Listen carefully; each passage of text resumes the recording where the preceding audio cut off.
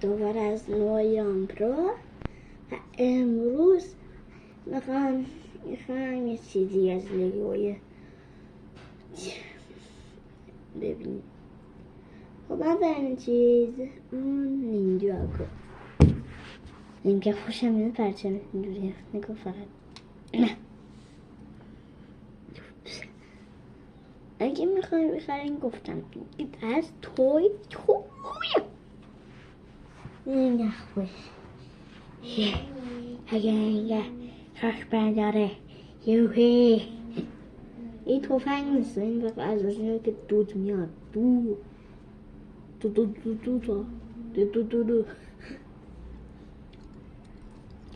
همینجور شکل میخور خاک بنداره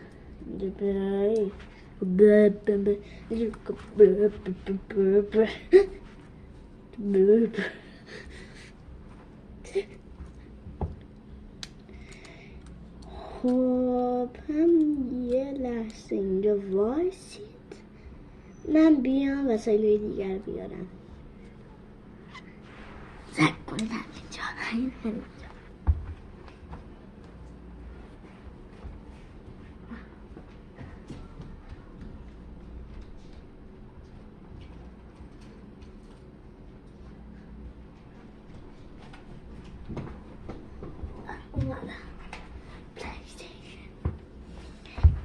پلی‌استیشن هم دارن تو زندگی.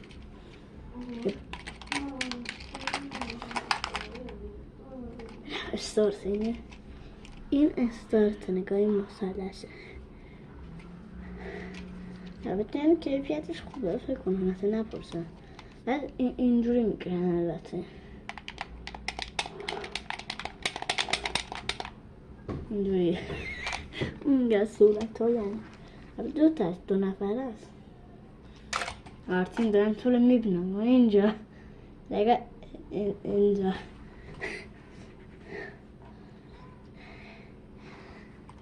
خب اگه میخواین بقیه از ویدیو رو ببینید فالو کنید. بیشتر به دوستاتونم بگین توی یوتیوب فالو کنم منو. اگر دوست داشتین لگو رو بعد از تو بگین. دارم لباس مادرسان موندن. خب اگه میخوایم بود از ویدیو رو ببینید بعد زنگوله رو بزنید تو .com بنویسید نویان پرو و خداحافظ.